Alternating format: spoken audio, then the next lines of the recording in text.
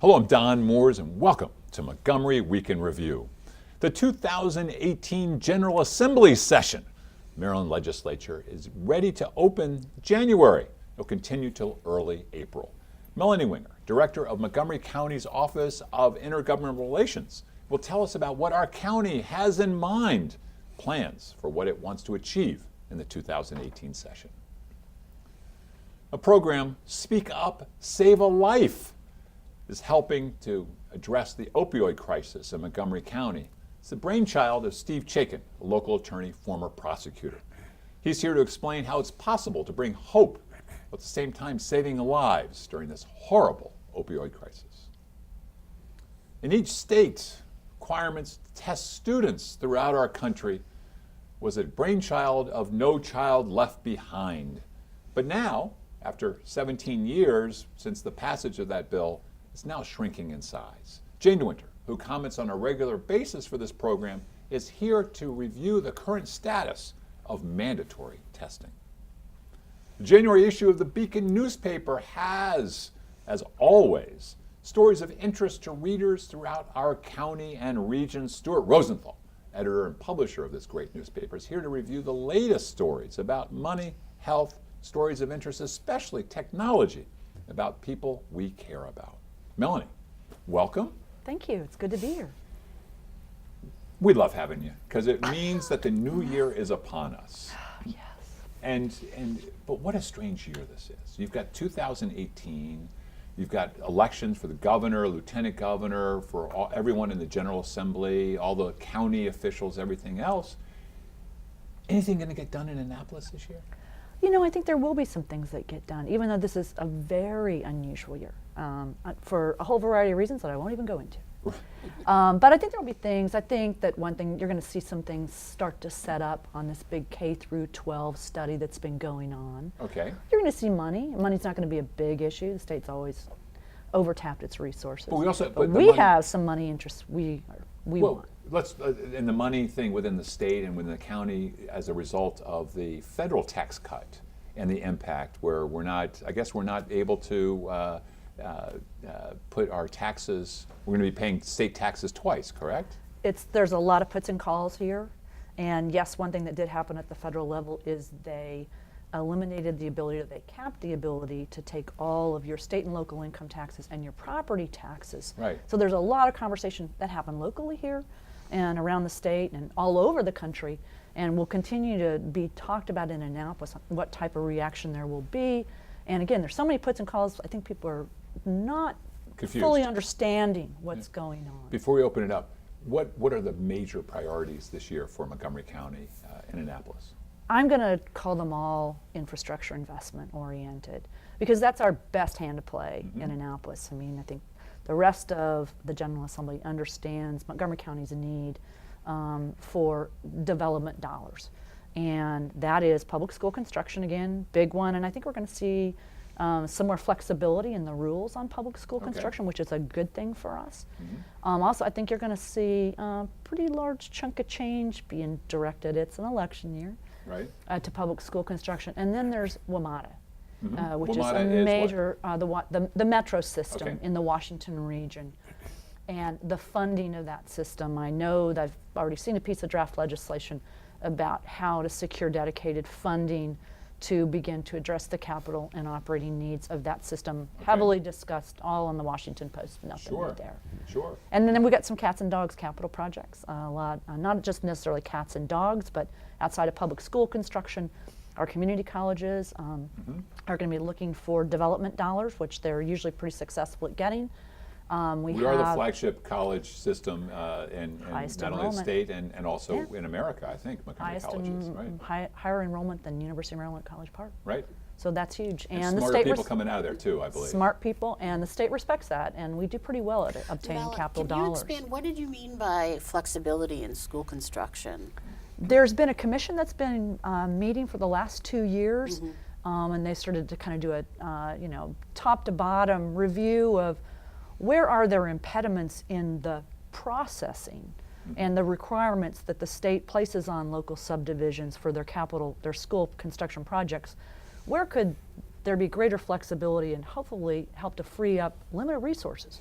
So that's what that commission's been doing, and they've come out with some recommendations that are going to be useful to all counties, particularly Montgomery. It's my understanding that for years, Montgomery County pays in more to the state's coffers than it gets back. Is that changing a little bit? You seem very optimistic about how much money we're going to be getting out this year. Well, it is changing, but it's because the county's testing poorer. So you don't want to be poor. I mean, this is always this double-edged sword about people go like, oh, well, we don't get enough money. Well, usually when you get more money from the state because everything's wealth equalized, it means you got poor. So I don't think Montgomery County ever, wants to have some of the challenges that some of our brethren have. But at least they're recognizing that we have a lot of minority groups and a lot of people. Those formulas always do. Those formulas always do on the K through 12 side. On the public school construction side, though, that's just pure capital. It's a little different, and that's where we need to continue to beat the drum and try and do better. What, looking ahead, one of the things we're talking about was on the fun side. I guess there's a wine grape crusher or something, Poolsville. What is that, and why do we care? We care because it's a great, small, very creative economic development project. About a minute left. Okay, and Virginia Lake beats the pants off of Maryland in wine producing. There's no reason, particularly with Montgomery's huge ag reserve and the region's abilities, that we can't do a lot better on that. And that project is targeted to improve Maryland's standing and our region's standing via wine production in the state of Maryland. Encouraging more vineyards to start up, or what do you mean? All from top to bottom. Yeah, it's heavily supported by the university system, College Park, and UMES and universities at Shady Grove for research grants and to farmers, or? It's basically a crushing facility and a tasting facility and a research facility that will help promote agritourism, and also we believe as an economic development tool to help push forward what should be a really strong wine producing region here in Maryland that's not. Maryland, we've got 5 seconds. Maryland going to be a flagship for all sides getting along to help Congress understand that fighting doesn't work all the time, or is this we're going to be down in the weeds here? I doubt it's going to all be rosy. No rosiness here. Melanie Wenger says it right here. A lot of thorns. Thank you, Melanie. All right, you're welcome. Stephen Chaikin, how are you? I'm well. Our state is in a crisis. We're in a state of emergency. People are dying at an alarming rate. And this is all because of the opioid crisis. Yes. And wow. It's spreading, and it's not just in one city or one place. It's throughout our country. So here in Montgomery County, we created a multi-agency group called Speak Up, Save a Life, which was really spearheaded by John McCarthy and our Chief of Police, Chief Manger. Right. And Steve McCarthy is our state's attorney. John McCarthy is our elected state's attorney here in Montgomery County. Right. And I think it was very frustrating that so many people were being arrested, and you can't prosecute your way out of addiction and overdosing epidemics. Right. So with the new Good Samaritan law, we created this program with the state's attorney's office and the police department and the schools and Health and Human Services, and we go into schools. And we go to PTAs and churches and synagogues and everywhere, and we're discussing the epidemic. We're opening people's eyes to overprescription. Doctors are overprescribing. We need to be aware of that. To young people experimenting with drugs, and even middle-aged and elder people getting a prescription and having an expired prescription or not using it appropriately. In the state of Maryland last year, 553 people died by way of homicide, but 2,098 died from overdosing. That's fatal. If you throw in the non-fatal numbers, the numbers are incredible. So looking at this thing, so we focus as a society. The nightly news has a murder here in this neighborhood, and we gush and or fire or whatever. But what you're saying is this silent killer is taking out, and does it discriminate? Does it discriminate in terms of race or religion? Absolutely economic not. You look back in the 80s and you remember the crack epidemic, and in the inner cities, predominantly minorities were overdosing. But now it's everywhere. It's the suburbs, it's the city, it's up county, and it's down county. If you can hear my voice, you know somebody that is addicted or has overdosed. So what are we going to do about it? Are we just going to sit and watch? Well, no, there's a whole Criminal Restoration Act that's designed to treat people that are nonviolent, addiction-driven activity and crimes, to treat them rather than incarcerate them. It actually costs more to incarcerate them to provide treatment. Sure. So we're looking for graduated sanctions. But before they get to the criminal justice system, we want to be out there educating them. We have 39 middle schools, we have 26 high schools and an alternative school. We need to be in every one with every group, every student, and every PTA. Montgomery County school system has opened the doors. They want this information. So we go into schools and we bring a young person in recovery, a medical doctor, a treatment provider, and usually an attorney to explain things. But what's very interesting is we have a young man that was caught selling heroin. Right. And he was addicted and selling it to support his addiction. Went to jail, got out, and everyone was upset with him. We actually put resources around him. He's now part of our group. He's been clean for 3 years. He knows 11 people that have died. We took him to a local high school, and he could name names of people that went there and died. We're at Northwest High School last month. We're at Rockville High School today, So actually. Can I ask, so this is outreach to young people, which is great, and if you're outreaching to PTAs, that's the parent generation.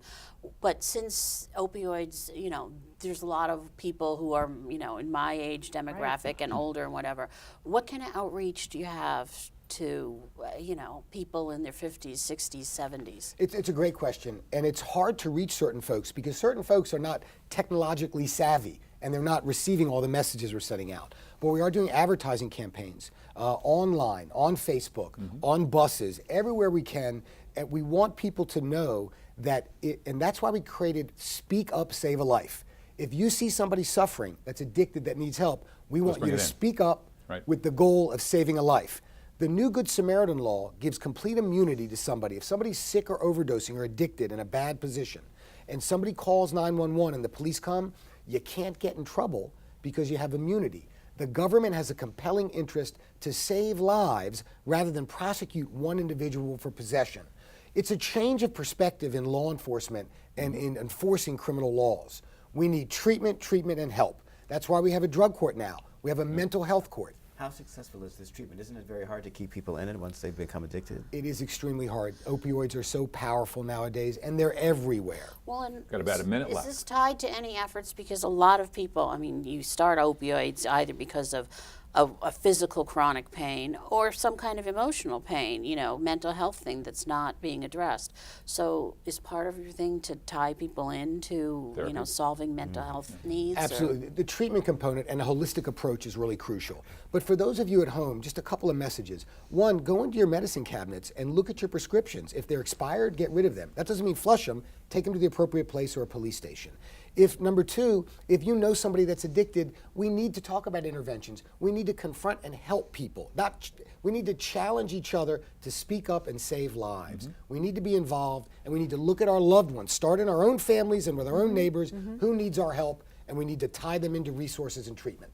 I know the state's attorney is giving Melanie a mouth or earful on this issue, so Oh, it's yeah. good to hear here as well. Steve, thank you so much. These are great words. We're going to take them to heart. We're going to make this happen. We're Thank gonna you. We want to save lives. All right, Thank we'll you. be right back after these messages.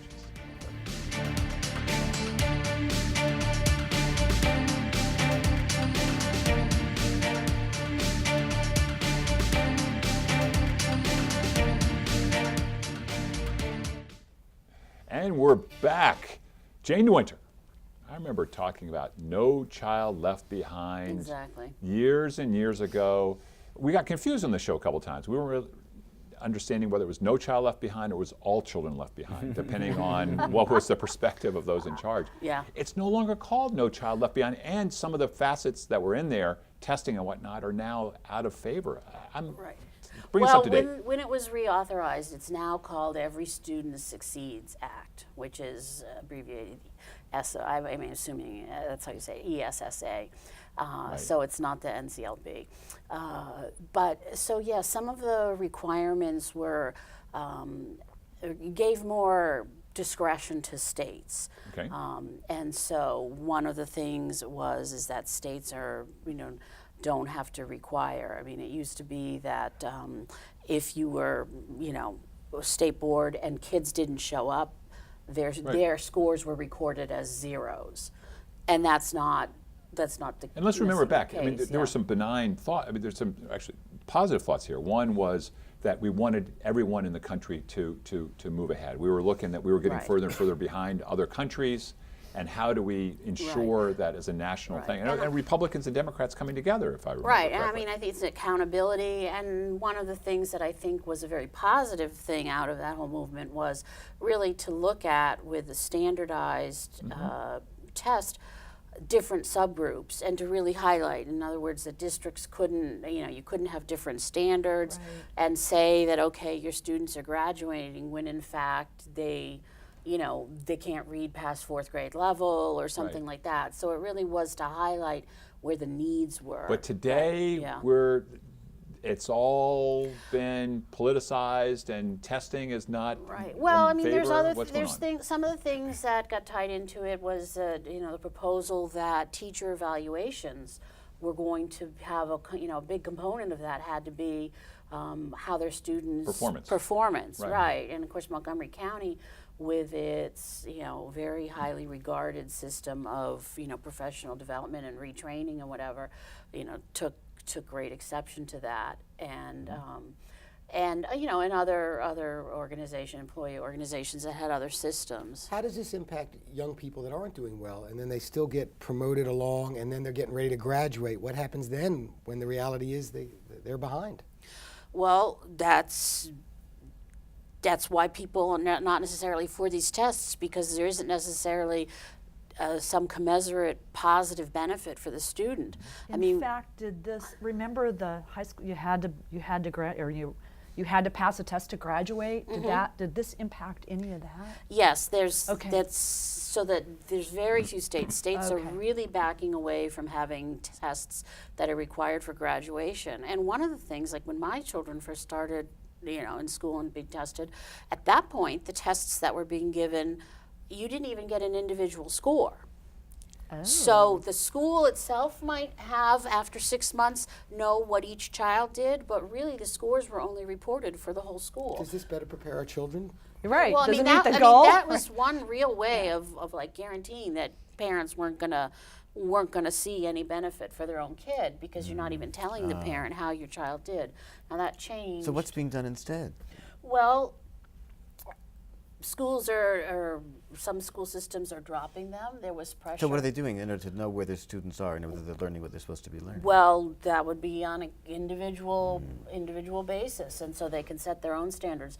One thing that happened, our Montgomery County school system had changed the tests that they've been giving students is called the PARCC exam, and the organization that makes that test has just shortened it due to some pressure. So Maryland is still going to be administering that test, but it's going to overall be a little bit less time. Is this 4 steps forward and 5 back, or 4 steps forward and about a minute left? Well, one of the things, to me, one of the only things that is of regret to loosening these or stepping back is that it does allow school systems to just basically sweep achievement gaps, sweep poor performance. It becomes subjective rather than objective. It becomes very subjective, and so that's not so great. And I think that's one thing that, Montgomery County did away with high school finals in the wake of a couple of years of people saying, how come our kids can't pass an algebra 1 final exam? Loosen don't give an exam. So let's just not give them the test. the answers don't. But there's other things. I think that what people saw in the school system was this highly focused just reading and math and no science and social studies. I think there's room for the whole child now. And there's room, unfortunately, that we have to move along here. But Jane, looking forward to hearing more about it. I think for me, the best thing that happened from No Child Left Behind were in the poor school systems in the cities and the rural areas, where for the first time kids had to have certified teachers in the classroom. And there were so many cases where kids were in high school in some of the really poor areas where they went through their entire school history without having had a certified teacher ever. Exactly. And having certified teachers there has been a godsend. And that's hopefully the baby's not thrown out with the bathwater. Right. Stuart, get rid of this education stuff. Let's talk about technology. Yes. We've got, unwittingly, we're bringing different sort of agents of doom potentially through these presents. How well put. presents. Okay, what I was going to talk about, the technology story that we have as our lead story, is how many of the toys, the latest toys that have been given to kids perhaps over the holidays recently, tablets and dolls and whatnot, they're very high tech. They have cameras, they have microphones, they have GPS tracking, they have Wi-Fi internet access, and this is all to give the kids a chance to interact with their doll or use their tablet and communicate and get out into the world, and those are all positive things. The problem is A lot of these toys were rushed to market, or they don't have security systems built into them Right. because of where they're made and where they're sold. And as a result, hackers can take these and turn them against the child and their family. The microphones can be on when you don't want them on, listening in on conversations. The cameras can be clicking pictures or turn into a video of your house at all times when you're not paying attention to it. Isn't there an expectation of privacy when we buy a gift, or do we waive any right to privacy? We when have buy these waived gifts? so many of these. Well, in the little- it's in the what you need to tiny do is print. what you need to Check do is the box. go to the website of the manufacturer or see the box. Does it say there's a privacy policy? Can you read the privacy policy? Can you do anything about the privacy policy? Generally not, but at least you know if they have one. If you go to the website for one of these toys and they don't have a privacy policy, I wouldn't use the toy. I mean, it's really not safe. But But how yeah, many but of the us are things- going, but how the many of things us are you can going do- down to look at a privacy policy Okay, for a right. toy where it's So like other things Toys you R can Us or do. whatever. Okay, if Yeah. you're worried about the microphone when you're not playing with the toy, stick it in a toy chest and close the lid so it muffles any sound. good idea. You know, take if it has a camera, face it to the wall when you're not using it, or put a piece of tape over the Don't bring camera it into if the- you don't need Don't it. bring it into Is the there a certain shower with age? you. Right, that too. Is there a certain idea, age Dan. that we should be cognizant? For example, is 12 years the right age? Oh, that- well, see, I'm saying this is for toys. The truth is, this is for our phones. This is for Right, I everything mean, that we've cell got. phones, you know. there's no- Our yeah. cars are tracking everywhere we go. I mean, everything is being mapped. You Well, know, but if we, are we bringing also the Google and the Amazon things that are listening to every word and repeating back? Right, right. And If Alexa can hear anything you say when you say Alexa, then maybe you can listen to when you're not saying Alexa. You know, I mean, there are all these problems out there, and we've traded all this for the convenience and for the. thank good goodness the things Beacon about is it. here, because Stuart, you're going to resolve these for us. From the Beacon's resolution right. will Only spread. explaining that they're I there. think there's more risk here than you're even stating, because I think there's risk of identity fraud, there's Yes. risk of personal information, there's a lot of Oh, risk and here. and we following need to your protect kids ourselves. around and taking and the doll Right. can sort of start asking questions and getting data that they don't have any business getting. Someone's manipulating it in that way. I mean, it is scary what people can do. It's almost that we're all so naive. Like, we all go on the internet, we're so willing to give personal information to buy something, and we're so willing to bring something into our home we don't understand. And every time you read the instructions, you don't have. If you say I deny it or I don't accept it, then it doesn't function. I have a new phone. It has voicemail, right? So the voicemail is offering me, printed voicemail instead of just listening to it. I didn't want that, so I keep denying it. As a result, I have no voicemail. It will not listen to messages. Will not take voicemail That's not messages right. because I didn't agree to pay extra for what gives. It's crazy. Well, you could, on the alternative side, just say that, okay, our acceptance of all of this indicates that we all have so much faith in our, fellow man and women that, we're so trusting, and it's a beacon of hope in the world. we get what But we on the deserve, other if that's the hand, case. yeah, on the other hand, I could just go back into the. Okay, just a my little bit head in over a the minute. sand, Yeah. I think. Okay, so one more where thing we- I should go touch ahead. on. In the health Please. story, very interesting. I have not read Yeah, let's anywhere get off of else. this bad Yeah, stuff. Good DNA, stuff. right? Okay, we know there are like the 4 letters for DNA, right? That make the pairs that create the double helix. Right.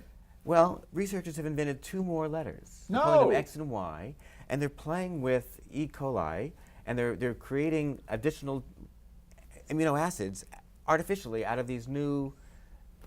I don't know, it's crazy. But I mean, the article that we have reprinted says this is very exciting, this offers Right. great new hope, we can maybe create new things. Scary, too. But it doesn't talk about all the risks and the Right. scariness about that, and I think it's worth So when we talking think of about. DNA, we think of the scientific and the health and the medical benefits, but we also think of it as a criminal tool Right. to help keep us safe in our homes. Yeah. So with this change, could that impact? How can that impact us? I mean, there are only so many questions one can ask about this Well, also. I mean, the thing is too is that DNA has only been those 4 amino acids. Right, that's how we evolved or And whatever. so it would take a lot of research to be able to know what all the implications are Yeah, what are from we just having unleashing? some So some what other if, what amino if acids DNA is getting no into longer the code. unique? Yeah. Well, and that's scary, Or and we that's have a to scary redefine thought. unique. Or what, if you Or have your what does DNA it that's make out, your body then do, or you what can is also it, be yeah. framed for things. I mean, it's a bad. Yeah. situ- We got So 10 I seconds. went online to find out who's writing about this new development, Right. saying what the problems are. We couldn't find anything. Right. So I mean, I don't know enough to do it, but I think it's worth. That's putting why out the there. Beacon is here, Stuart. right. Keep right. keep fighting the good Read fight. that Beacon. issue. Read the Beacon. Exactly. You all, thank you. What a great show to start off the 2018 year. And I want to thank all of you in the viewing audience for joining us for this week's edition of Montgomery Week in Review. I'm Don Moores, inviting you to join us next week at this very same time. So our 4th and